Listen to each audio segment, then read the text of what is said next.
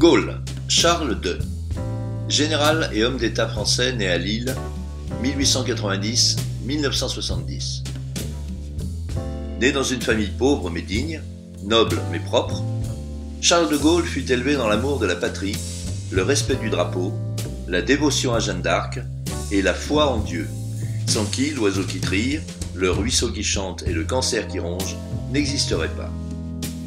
Bon élève, bon camarade, Charles souffre dès l'enfance d'une timidité presque maladive, due sans doute à son aspect physique étonnant.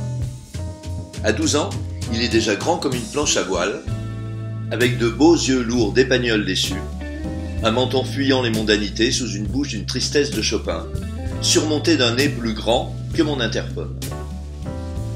En 1913, au bal des Petits Lillois, cet appendice nasal considérable fait forte impression sur la jeune et belle Yvonne de Taizon-Nosémois, qui avait ouï dire que plus un homme avait le nez long, plus longue était son espérance de vie.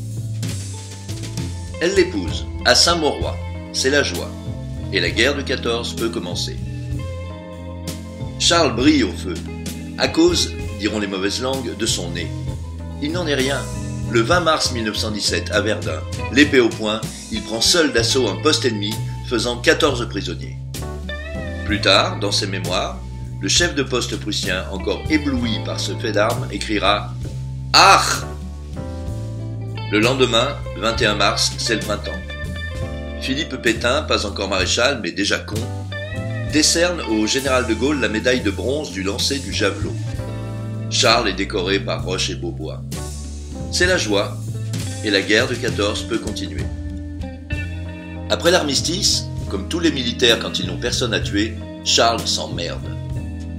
Fort de son expérience au front, et très inquiet de l'ampleur du réarmement métallique allemand, il met en garde ses supérieurs dans un livret intitulé « Au fil de l'épée », qui fera pouffer le général Gamelin, futur commandant en chef des forces françaises de septembre 39 à juin 40, période au cours de laquelle il fit preuve d'une si considérable inefficacité stratégique qu'il n'a même pas sa photo dans le Larousse.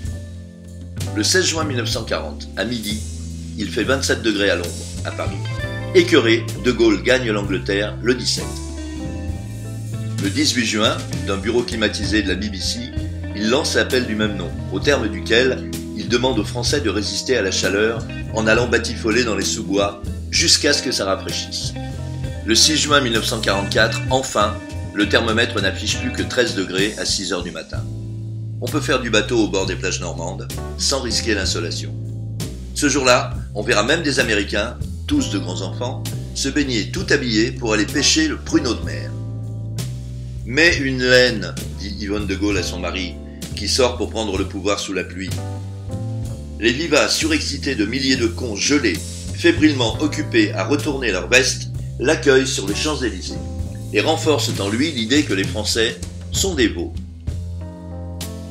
Écœuré pour la seconde fois, De Gaulle laisse bientôt ses bovidés s'entrebrouter sans lui. Le cœur lourd et la déroute sous le bras, il va vivre à la campagne. C'est là qu'il rédigera d'une plume étonnamment fine, chez une cigogne de sa corpulence, des livres immenses, auprès desquels les catalogues et les mots-passanteries des roitelets d'aujourd'hui font figure de bouche-vitrine pour la gare Saint-Lazare, départ banlieue. Le 13 mai 1958, à midi, sur les marches du Forum d'Alger, il fait 31 degrés à l'ombre. Les chevaux et les militaires commencent à piaffer. « Seul De Gaulle peut nous tirer de là !» s'écrie le roi kaki local au bord de l'apoplexie insolationniste. Le 18, De Gaulle et les cocus sont au balcon. Immense et solitaire, face à la foule, les bras et les jambes écartés en signe de ventilateur, le général, mais vous ai-je seulement dit qu'il était général, lance son fameux « Je vous hais », compris? La foule crie bravo parce que c'est la foule et qu'elle est malentendante, pour ne pas dire sourde, et mal comprenante, pour ne pas dire sotte. Par la suite, il fera de plus en plus chaud. « Cet homme nous a trahis !» meuglera la foule. À Paris, cependant, le fond de l'air est frais. Mieux vaut un bon petit froid sec qu'une mauvaise petite pluie fine, mais tout de même, métalène, dit Yvonne de Gaulle à son mari qui sort ramasser le pouvoir sous la brise. Il le gardera plus de 10 ans. Puis, s'en ira mourir à petits pas forestiers et tombera sur la mousse à grand fracas de chêne abattu. Depuis, nous n'avons plus de grands hommes, mais des petits qui grenouillent et sautillent de droite et de gauche, avec une sérénité dans l'incompétence qui force le respect.